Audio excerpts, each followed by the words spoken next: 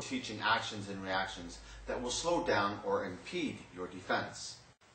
It is our intent to teach you the most practical, efficient, and effective methods in which to defend yourself. And this is Combat Sense. Here in episode 2, we'll be covering actions and reactions from a one-arm control grab in line, a one-arm control grab reaching across your opponent, a two-arm control grab from above, and a two-arm control grab from below. Sometimes you're in a situation where somebody grabs onto your wrist. They might grab onto your wrist because you're leaving, you're reaching to a doorway. You might have been holding onto your cell phone because you're going to call 911 or something. There could be different situations in which somebody may grab onto your wrist or grab onto your arm. So today we're going to deal with some misconceptions of the proper ways to move. And in dealing with this, I'll show you some examples. Now, if I came to grab somebody's wrist, and now if I grab the wrist, they may come to intercept my wrist and go to do a technique. Now, some people might think that's a very good technique, and it looks good, and it could be effective. But in reality, what would happen in this situation is, if I grabbed him by the wrist because I wanted to control him, and as soon as he grabbed onto my wrist, I feel that's a threat. I would start plowing him. So as he's turning in to do his movement, where he'd come around to throw me down, what would happen is, as soon as he intercepted us and did this, right away, as soon as he goes to move, I'm going to start plowing him in the head, and maybe kneeing him in the head at the same time, or elbow smashing him. That's what's going to happen in this situation. In this situation, my opponent grabs me by the wrist. His hand is up because he's ready to strike me. It's only a fraction of a second before he is striking me. You might be asking me for something, whatever the case may be. But if I intercept to grab him like this, he's punching me. If I go to turn in like this, he's punching me. If I go to turn in like this, he's punching me.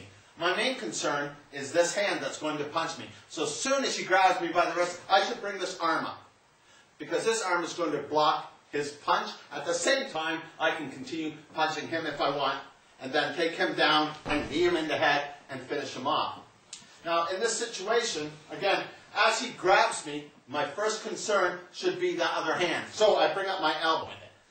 Now, as you're coming up like this, you're still using this arm as a guard for his punch. At the same time, if I wanted to continue, I wanted to elbow him in the face. It just so happens that he collected his punch to me, which brought this around so I can continue punching him. Once his body's twisted and I explode in with this punch and this punch, it'll be easier for me to defend myself given that situation. Now, another situation, when you grab your opponent by the wrist and he intercepts to do a technique, which might look like a decent technique because he's pulling me into the ground and into a wrist lock. Now, that's nice. It's good to practice in maybe martial arts schools, teaching the basics of self-defense, without the realization of an opponent wanting to hurt you. So as I grab onto him and he goes to intercept, I step in and I punch him in his face. And as I punch him in the face, I may come to knee him in the groin, and then take him back out and continue hitting him.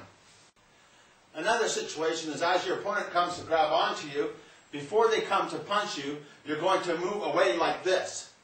Here you can still guard his other arm as you're punching him. If he continues to punch you, it intercepts his arm in this position, still allowing you to punch and continue punching your opponent if you so choose to do so. Another situation, when you're grabbing onto your opponent, as he intercepts you and he wants to take you down with a wrist lock down into this position. Now, a lot of people think that this is a good technique. And it might be a good technique when somebody's not wanting to hurt you as well. Now, if I grabbed onto him and he intercepted me, as he intercepts me, I'm going to come to hit him. And as he goes down, I'm going to hit him in the face in the same position that he's going down to. So you have to think realistically. Combat sense should determine. It should be natural. You shouldn't have to be a genius to figure out counters for this stuff, because it should be quite obvious. If I grab onto him and he intercepts me, that's an aggressive motion. He's coming to fight me. If he's coming to fight me, I want to hit him. And I want to hit him as hard as I can. So the natural movement of what he's making me do will feed my motion into punching him in the head. So you really have to be aware of situations like this before you do them. There's a big difference between learning martial arts and what we're teaching here.